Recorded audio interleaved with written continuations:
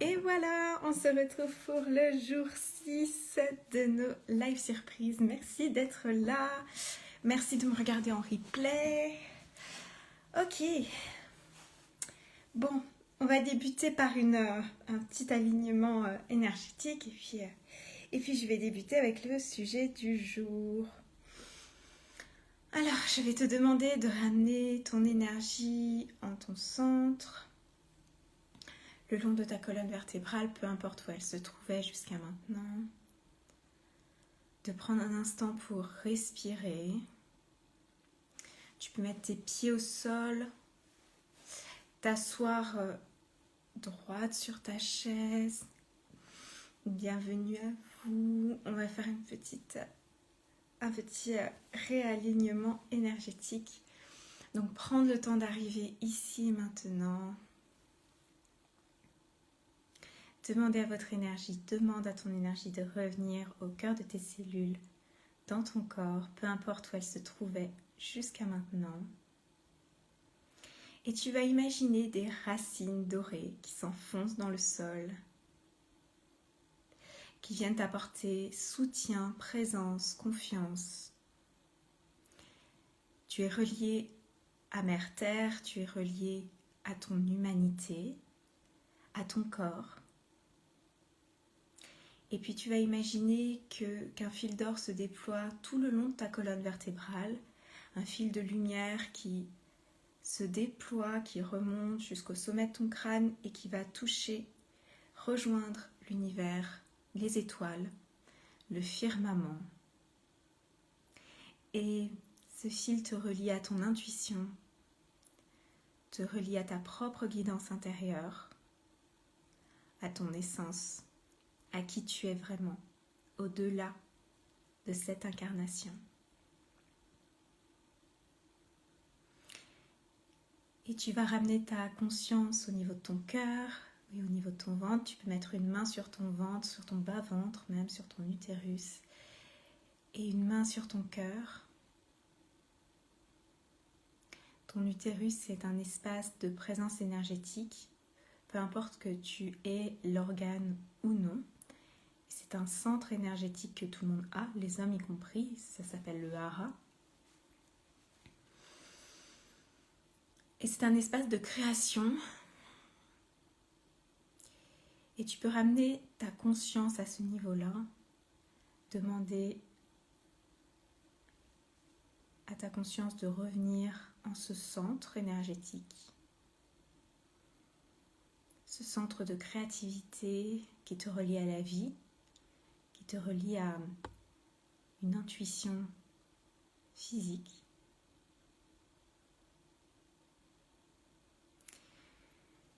Et puis, tu peux tout doucement caresser ton cœur, lui rappeler que tu es là avec lui, qu'il a le droit aussi de prendre des décisions, qu'il est un centre de décision très important. De cet espace du cœur, tu vas l'ouvrir pour créer ton espace de transformation ici maintenant. Poser l'intention de recevoir exactement ce dont tu as réellement besoin pour cette rencontre. Et une fois que tu l'auras fait, tu pourras tranquillement réouvrir tes yeux.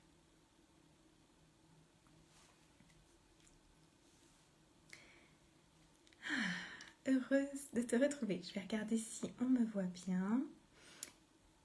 Et dis-moi si tu m'entends bien. Dis-moi comment ça va en commentaire. Oui, ça a l'air de fonctionner. Super. Et on va débuter par le tirage du jour. Donc on continue toujours avec notre tarot kawaii que j'aime beaucoup, que je trouve très fluide pour moi de l'interpréter.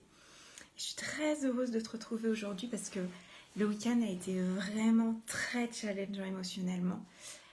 Mon chat a frôlé la mort et c'est pour ça que j'étais dans tous mes états vendredi. Enfin, il était sur la table d'opération. On ne savait pas s'il allait survivre et il va bien. Il n'est pas complètement sorti d'affaire. Ben voilà, il est en rétablissement, mais il a fait le plus gros et je suis tellement soulagée, vous pouvez pas imaginer. Ah, super Hélène, bonjour, bonjour, bonjour. Je suis très heureuse de savoir que tu es parmi nous. Comme ça, je sais qui est là, parce que sinon, je vous vois pas, en fait, je vois pas vos noms. Donc, j'aime bien savoir que vous êtes là. Donc, on va partir pour le message du jour. Ah, ok. Il y en a 2. Yeah, waouh.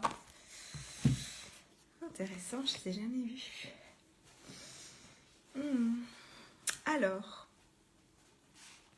nous avons le 6 de denier.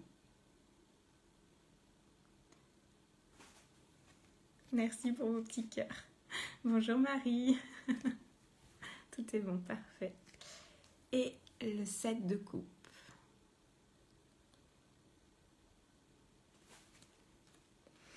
Six de denier, 7 de coupe. Ok. Laissez-moi prendre un instant pour m'imprégner un petit peu de tout ça, pour voir où est-ce que je mène notre rencontre. Parce que là, tout de suite, il n'y a rien qui me vient, mais je sais qu'il va y avoir quelque chose. Ok, ouais. D'accord.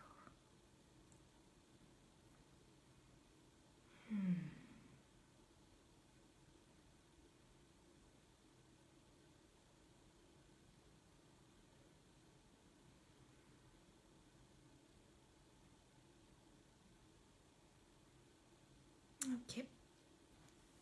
Ben, on va parler de notre prospérité liée à notre mission, à notre contribution d'âme, de cet état d'esprit lié à l'abondance, comme on entend très souvent parler en développement personnel. Et on va parler de cet aspect-là, de notre contribution, qui est sans surprise un aspect sur lequel je suis présentement en train de cheminer. Parce que je réalise que en fait, c'est une très grande part de notre capacité à transmettre ce que l'on a à transmettre, à être dans notre art médecine. C'est notre capacité à voir là où on est en sécurité financière, là où on est en sécurité matérielle, de voir aussi à quel point ce que l'on fait est une réussite à chaque moment, que chaque élément de notre avancée vers notre contribution d'âme, de notre transmission de notre art médecine est à chaque fois une réussite, qu'il n'y a pas d'échec possible en fait. Que à chaque fois que l'on est dans la transmission de ce que l'on fait, que l'on est aussi dans la décision d'être aligné avec nous-mêmes et de transmettre notre voix et d'être dans notre contribution d'âme, en fait, ce n'est que réussite. Et ça, c'est quelque chose qui m'a... Ah, d'ailleurs, je sens que ça travaille au niveau de la gorge. C'est quelque chose qui a été difficile pour moi par moments, c'est de croire que tout allait dans le bon ordre, dans le bon sens, que les choses étaient exactement telles qu'elles devaient l'être, que j'étais protégée, que j'étais en sécurité et que j'étais pleinement épaulée dans cette transmission de mon art médecine, dans cette transmission de ma contribution d'âme. Bonjour à toi qui me rejoins. Tu peux me mettre un petit commentaire comme ça, je sais que tu es là, je sais qui tu es. Je vois ton nom, j'aime bien savoir qui est là. Ça m'encourage. Donc en fait, on a pu intégrer à certains moments que pour réussir professionnellement, ce que l'on appelle vraiment la réussite matérielle, la réussite financière lorsque l'on est dans notre entreprise, on a pu apprendre qu'il fallait travailler dur, que les choses, qu'il y avait un marché qui était dominé par la concurrence, qu'il n'y avait peut-être pas assez de clients pour tout le monde, qu'il fallait se démarquer, qu'il fallait se battre, qu'il fallait travailler dur pour réussir. C'est des choses qu'on a pu recevoir depuis notre enfance. Ça peut même être des transmissions transgénérationnelles. Et ça peut être aussi des choses que tu as pu entendre malgré toi, autour de toi, auprès de tes proches. Et ça peut teinter notre capacité à être dans notre réception de la prospérité, d'être dans la prospérité, d'être dans cette capacité à juste savoir qu'on est sur notre chemin, qu'on est protégé en fait, qu'on est soutenu par l'univers et qu'en fait on a cette capacité de recevoir pleinement notre compensation financière de notre contribution. Et ça peut être challengeant, surtout quand on débute. Coucou Nawel! Ah, je suis très heureuse de te voir aujourd'hui. Quelle joie! Et du coup, cette capacité à être reliée à notre confiance en nous, bien sûr, mais aussi à notre... à voir les moments où on décroche de notre sentiment de prospérité, où on a l'impression qu'on est limité. Qu'on est limité dans notre capacité à choisir nos clients, à choisir les personnes à qui on a vraiment envie de s'adresser, de choisir notre niche de cœur, c'est-à-dire là où on sait qu'on est vraiment, on peut donner notre meilleur et de savoir qu'en fait, à cet endroit précisément, lorsque l'on est nous-mêmes, lorsque l'on transmet ce que l'on a à transmettre, c'est là que on a la plus grande capacité de recevoir des clients et de recevoir notre pleine contribution. C'est aussi de prendre conscience qu'on n'a pas besoin de brader nos prix ou de nous limiter dans le nombre de clients qu'on accompagne, qu'on peut créer des structures qui nous permettent de recevoir plus. Donc tout ça, en fait, ça peut être limité par ce que l'on a perçu de la réussite de par nos parents, de par nos pères aussi. Si dans la profession que l'on exerce, on voit que tout le monde galère, on peut se dire je suis destinée à galérer. Ça peut être des choses comme ça. Et du coup, de ne pas être réellement assuré dans notre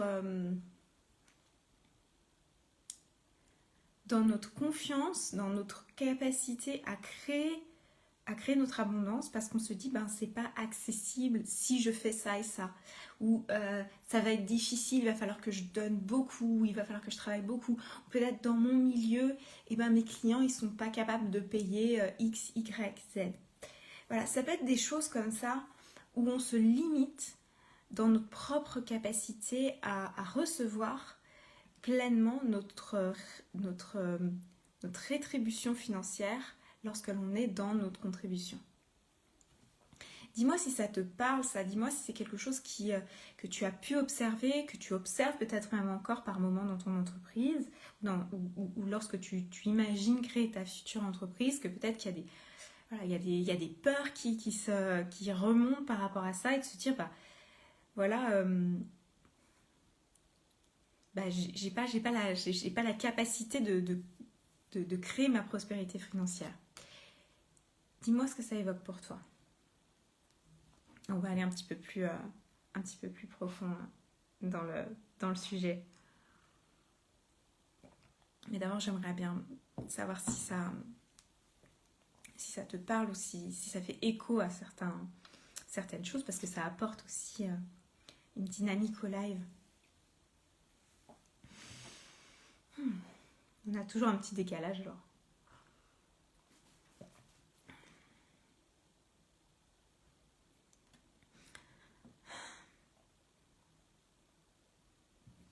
Je vais regarder la 7 de coupe parce que j'ai du mal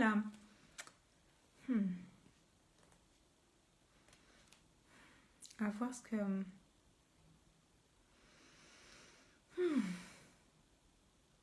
Ouais, c'est dans notre capacité à faire des choix, ok.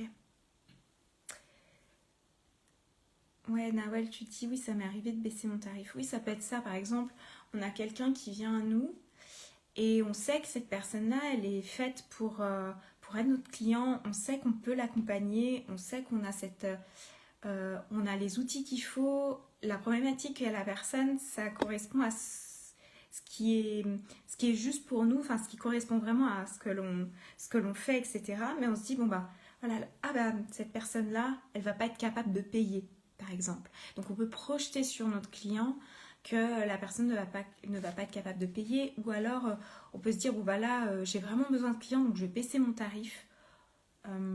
Mais ça vient pas d'un élan. Par exemple, on peut avoir des moments où on se dit, bon bah là, en ce moment, je sens que j'ai envie de faire une offre sur mes accompagnements, par exemple.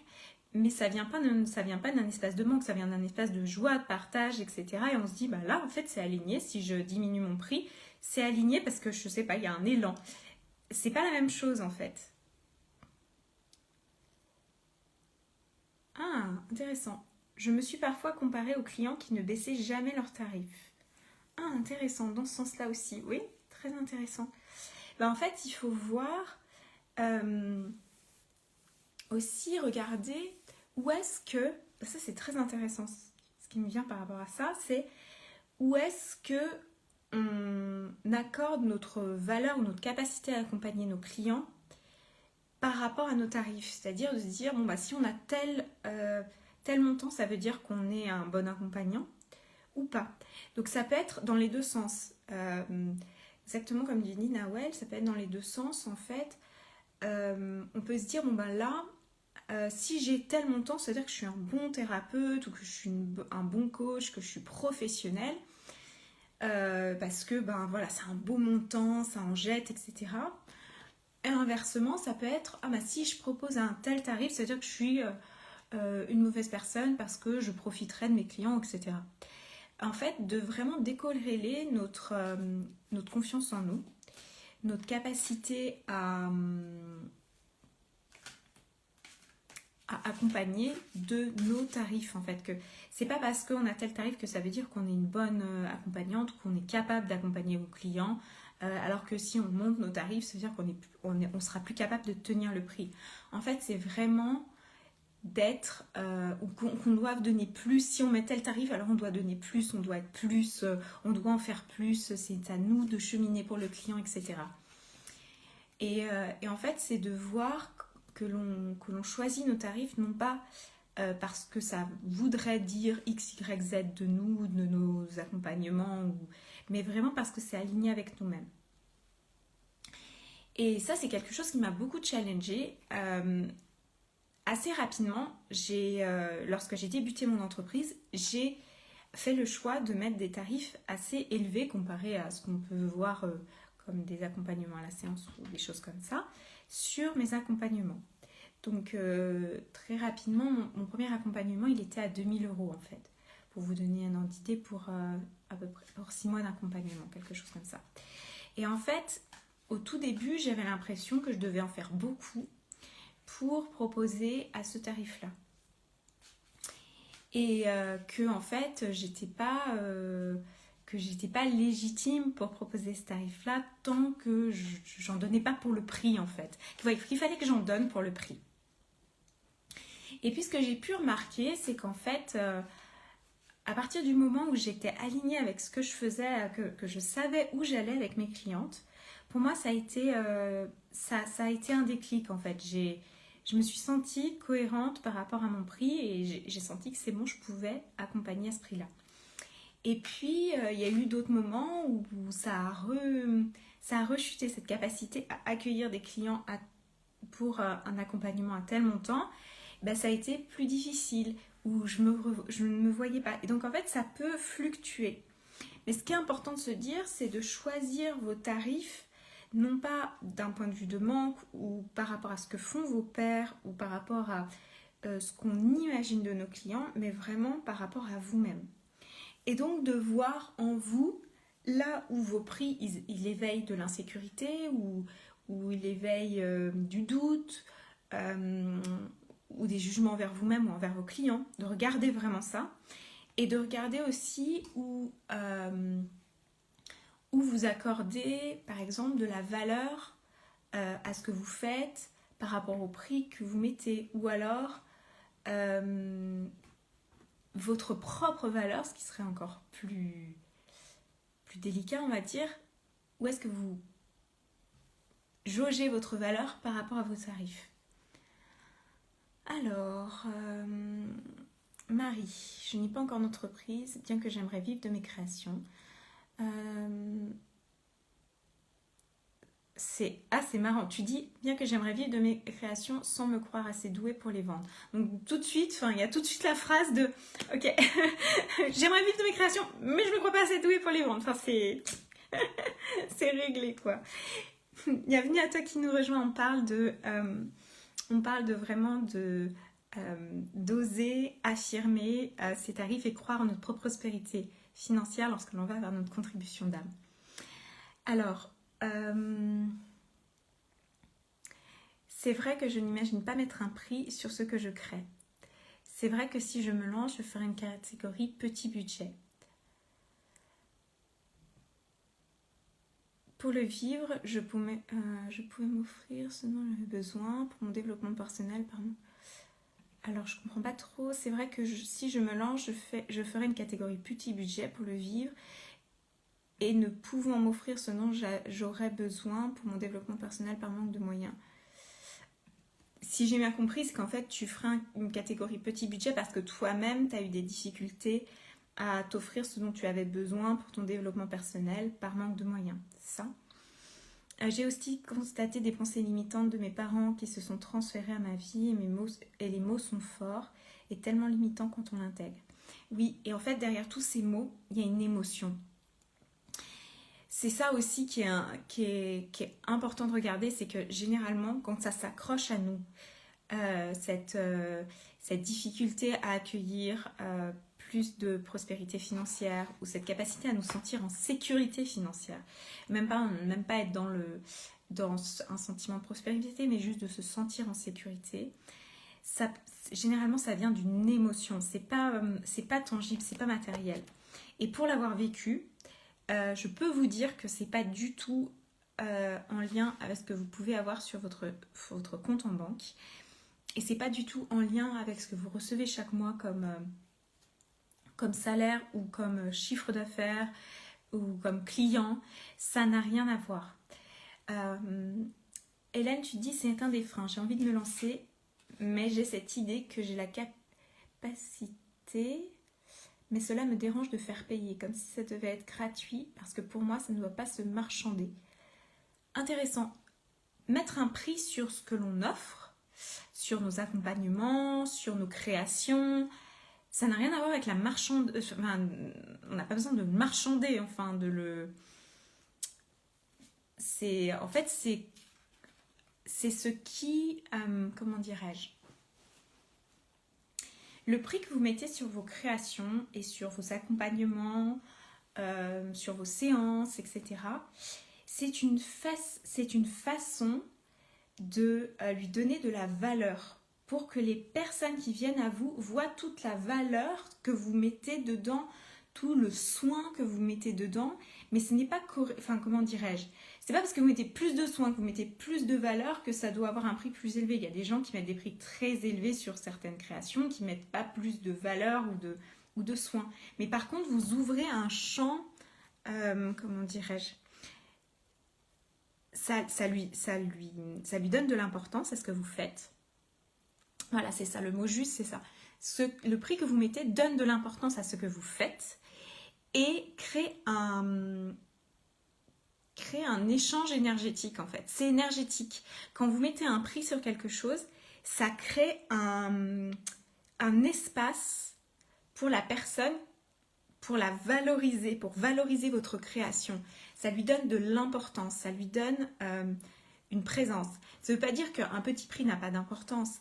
Ça veut simplement dire que dans notre monde qui est matériel, parce qu'on est humain et l'argent existe dans le monde humain, c'est aussi une façon de valoriser ce que l'on achète. Et en fait, si vous remarquez bien, il y a de fortes chances qu'il y ait des éléments qui aient énormément d'importance à vos yeux, que vous ayez payé un prix élevé.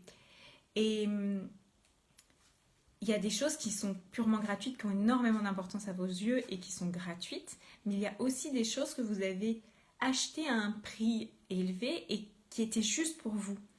vous vouliez les acheter à un prix élevé, par exemple, je sais pas moi, une robe de mariée, c'est des éléments auxquels on attribue une valeur importante et qui peuvent être à plusieurs milliers d'euros facilement. Et en fait, c'est une façon de donner de l'importance à l'événement. Vous voyez ce que je veux dire? De donner l'importance à ce moment spécial. Ça ne veut pas dire que tout le monde va acheter une robe à 2000 euros, mais la plupart des femmes qui se marient ont envie d'investir dans une robe qui a un certain montant parce que c'est une façon de donner de l'importance à ce vêtement. Oui, pour toi, c'est encore un projet, Hélène, ton entreprise, et c'est tout à fait OK.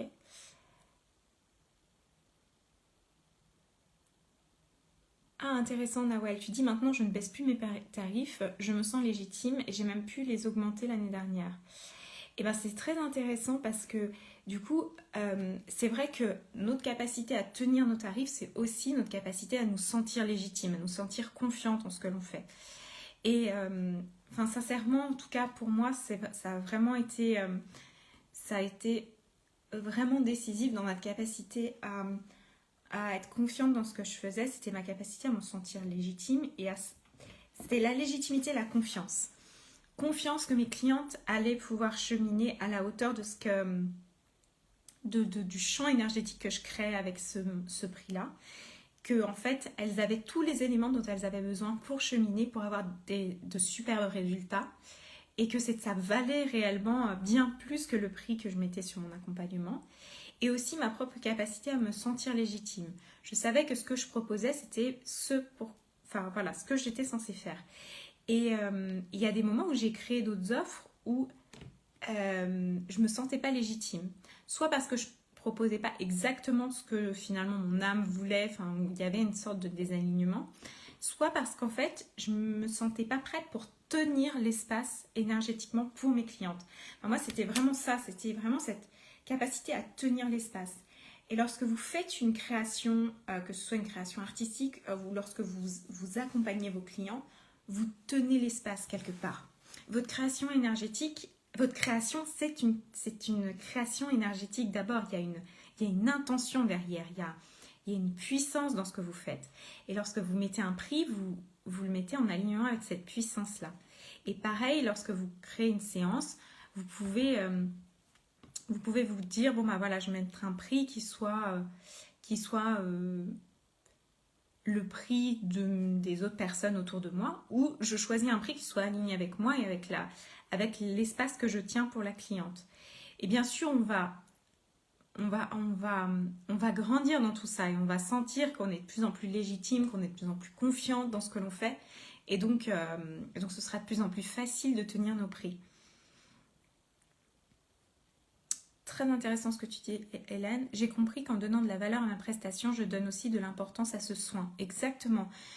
Quand vous mettez un prix qui vous permet de bien en vivre, d'être à l'aise financièrement, vous donnez de l'importance. Vous donnez de l'importance à votre vie, à votre besoin de nourrir vos projets, de vous acheter les objets dont vous avez besoin et de nourrir une vie qui vous fait du bien.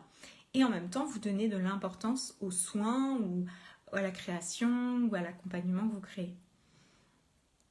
En créant un espace énergétique où la personne enregistre la valeur donnée qui est personnelle mentalement, elle le valide.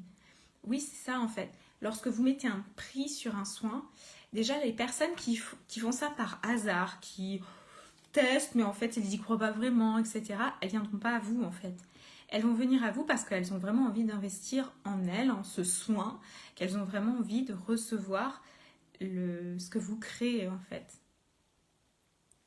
Donc ouais, c'est hyper important. En fait, les prix que vous mettez sont hyper importants et surtout, en fait, ça vient d'un sentiment de légitimité intérieure, votre capacité à vous sentir en confiance avec ce que vous créez et votre capacité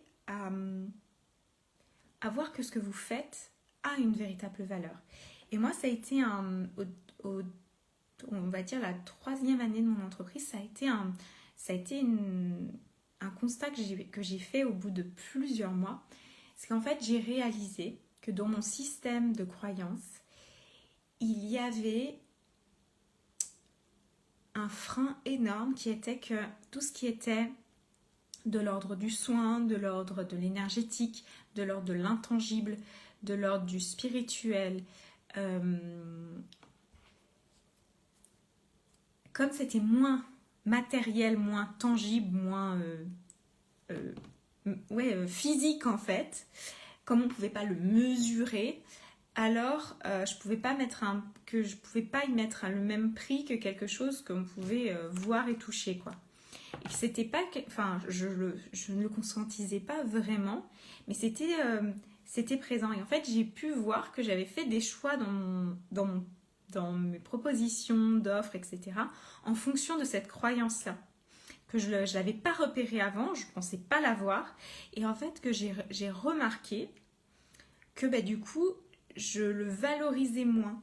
Et que en fait, il y avait aussi une espèce de croyance, qui était même au-delà de la croyance, qui était, c'est de l'ordre du charlatanisme de mettre un prix sur des soins, etc.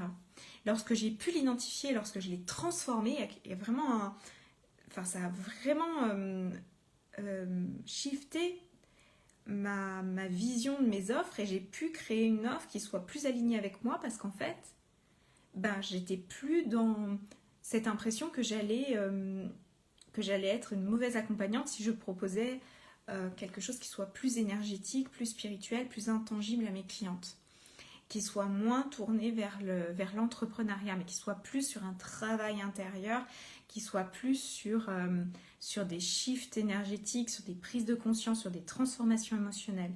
Avant ça, je ne voyais pas à quel point ça pouvait être un frein. Je ne voyais même pas que j'avais cette croyance-là, je ne le percevais pas. Et pourtant, c'était en train d'agir en sous-marin dans mon entreprise. Donc, j'ai pu vraiment réaliser que il y avait une part de moi qui croyait que j'étais, que je pouvais bafouer mes clients quelque part, ou si je proposais ça. Et bien sûr que je savais que non, mais c'est comme si cette croyance-là, elle était en toile de fond, enfin, ça se créait une espèce de brume mentale et qui faisait que je me sentais pas légitime.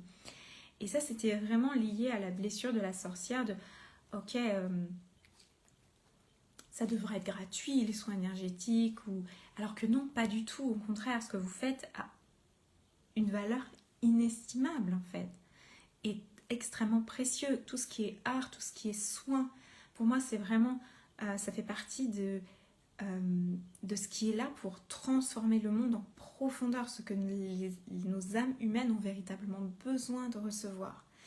À l'époque, je le voyais déjà comme ça, mais pourtant, dans ma façon de me comporter, les choix que je faisais dans mon entreprise, c'était dicté par cette croyance, cette peur d'être un charlatan, de voler mes clients, etc., si jamais j'allais plus sur cette voie.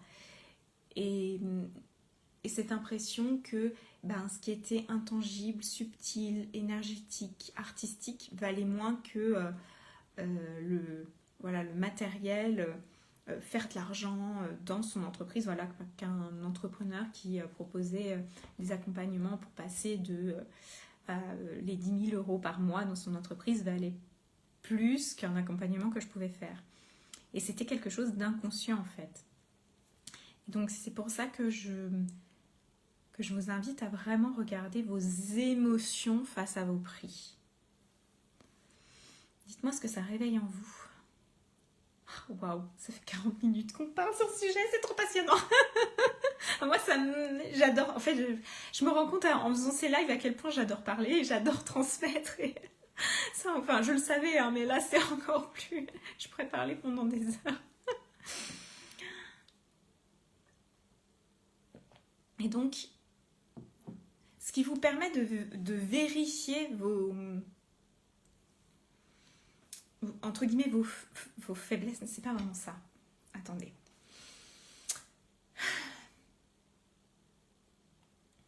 Ce qui vous permet de voir là où il y a des brèches dans votre raisonnement, dans vos croyances, dans vos capacités à recevoir et à vous sentir pleinement satisfaite financièrement dans votre activité ou vos futures activités, c'est en regardant très clairement là où il y a des émotions gênantes.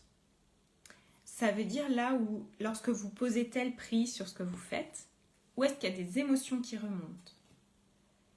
À partir de quel prix? Pour quel élément précisément?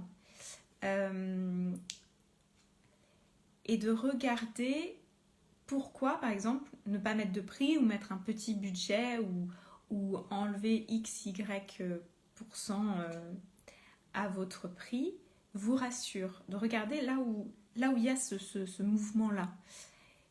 Très clairement, c'est là où vous allez voir les transmissions parfois transgénérationnelles. Ça peut être au-delà de vous. Ça peut être sociétal aussi. Ça peut être dans l'inconscient collectif. Et ça peut être en résonance avec des blessures personnelles qui vous font croire que vous valez pas assez pour, etc. Et en fait, quand vous faites ça, vous allez tomber très rapidement sur des programmations, en fait. Des programmations inconscientes. Et là, ça va vous permettre de les transformer. Excusez-moi. J'ai terminé. Ça va te permettre de transformer ces émotions-là à leurs racines. Et ça va être très intéressant de le faire accompagner parce que l'autre personne n'a jamais le même système de croyance que soi. On peut avoir des points communs, mais généralement, on a une vision différente. Et lorsque l'on est accompagné, l'autre personne peut nous dire « Non mais là, c'est déconnant là, ce que tu es en train de me dire. » Ou « Là, je sens qu'il y a quelque chose. » Et moi, c'était intimement lié aussi à mon histoire de ma famille. Dans ma famille, je suis issue du côté de ma mère comme du côté de mon père, de famille de paysans. Et donc, sur des générations et des générations, fallait travailler pour vivre en fait. Fallait travailler dur et c'était la terre, le côté vraiment très réel, matériel qui donnait de quoi vivre à la fin du mois. Et je me sentais... je culpabilisais même. Il y a eu vraiment un moment, tout début de mon entreprise, où je voyais que je culpabilisais parce que je ne travaillais pas dur, parce que ce n'était pas physique, que mon travail n'était pas physique, que j'étais pas en train de... Oui, que physiquement, c'est très peu demandant mon travail. Enfin, il y a vraiment... je suis pas en train de trimer, quoi. Il y avait cette espèce de culpabilité qui venait de là. Et j'ai vu que ça se répercutait à différents niveaux. Je suis contente. Hélène, il faut me tutoyer. Il faut absolument me tutoyer. Vous voyez mes clientes. Donc c'est vraiment de regarder là où il y a des transmissions qui peuvent être présentes, mais pas juste regarder pour regarder en fait. Regarder pour aller transformer et pour aller changer vos propres décisions et vos actions par rapport à ça. Et il se peut que si tu sens que tu es en lutte, si tu sens que tu es en lutte contre toi-même pour poser un prix, pour valoriser ce que tu fais, pour croire en ta contribution d'âme, pour voir à quel point ton art médecine a de la valeur, à quel point tu as de la valeur dans ce que tu fais, à quel point tu es parfaitement légitime. S'il y a des choses qui accrochent, des éléments où c'est pas fluide, mais ne va pas plus loin en fait. Va regarder ça, va transformer ça. Et c'est le plus important parce que c'est de là que vont découler toutes tes actions en fait. Nos actions sont dirigées la plupart du temps par des décisions inconscientes que l'on a prises il y a des années ou que nos ancêtres ont pris pour nous et qu'on n'a pas remis en question. Et dans notre entreprise, en tout cas pour moi ça a été vraiment flagrant, dans mon entreprise, j'ai fait des choix par rapport à mon manque de légitimité, par rapport à mon manque de confiance en moi, par rapport à mon sentiment d'illégitimité par moment. Et il y a des choix que j'avais fait consciemment, comme mettre un prix, etc. Mais j'ai pu m'auto-saboter par derrière parce que je n'y croyais pas vraiment. Ou j'ai pu choisir des accompagnements qui n'étaient pas exactement, créer des accompagnements qui n'étaient pas exactement ce que je voulais faire, parce que inconsciemment, je croyais que ce que je voulais faire n'avait pas de valeur. Vous n'étiez pas assez pour en vivre, vous n'étiez pas crédible, vous n'étiez pas ce que mes clientes pourraient valoriser. Et donc, ils n'étaient même pas perceptibles dans mon choix conscient. Je ne les avais même pas pris en considération. Je suis allée tout droit alors que j'aurais pu faire un virage et vraiment prendre une offre qui était plus alignée avec moi-même. Donc voilà ce que je voulais vous transmettre aujourd'hui. Merci d'avoir été là. S'il y a quelque chose là qui vous vient, dites-moi. Parce que on va finir sur ce point-là. Et on se retrouve... Alors oui, demain, je ne pourrai pas être là en live. Donc on se retrouve mercredi à 11h. Je vous laisse encore un petit temps. Et si c'est tout bon, c'est tout bon. Je pense que c'est un sujet important qui peut être un frein dans la création d'une entreprise ou dans notre capacité à aller vers ce que l'on désire vraiment au travers de notre contribution d'âme, au travers de notre entreprise. Donc c'est quelque chose à regarder vraiment, ces peurs matérielles, c'est vraiment quelque chose à regarder en face. C'est important en fait. L'aspect matériel est important et en fait c'est surtout les émotions que l'on a par rapport au prix, par rapport au fait de nous mettre de mettre en avant certaines parts de ce qu'on fait et de leur mettre une valeur. Ça peut soulever plein d'éléments, donc c'est nécessaire de regarder tout ça lorsque vous vous lancez ou même lorsque vous êtes déjà bien avancé et que ça fait des années que vous avez votre entreprise en fait. Nawel, tu retiens l'émotion qui est en lien, ouais, vraiment de regarder en fait là où il y a de l'émotion par rapport au prix, par rapport au chiffre d'affaires, par rapport à ce que vous faites. En fait, là où il y a une émotion qui est forte, qui est qui se présente, c'est qu'il y a quelque chose à aller regarder. Merci beaucoup, merci Marie, merci Hélène, merci Nawel. Ah, bonne journée, oui, un bon rétablissement mon petit chat. Je sais que le plus dur est fait et merci pour vos pensées, pour vos prières. Je sais que ça va l'aider, donc ça fait très plaisir. Bon, on se retrouve mercredi à 11h, puisque demain c'est pause, et demain mardi c'est pause, et mercredi 11h on se retrouve. J'espère que vous serez là. Et puis, à celles qui regardent en replay, dites-moi ce que ça évoque pour vous. À très bientôt!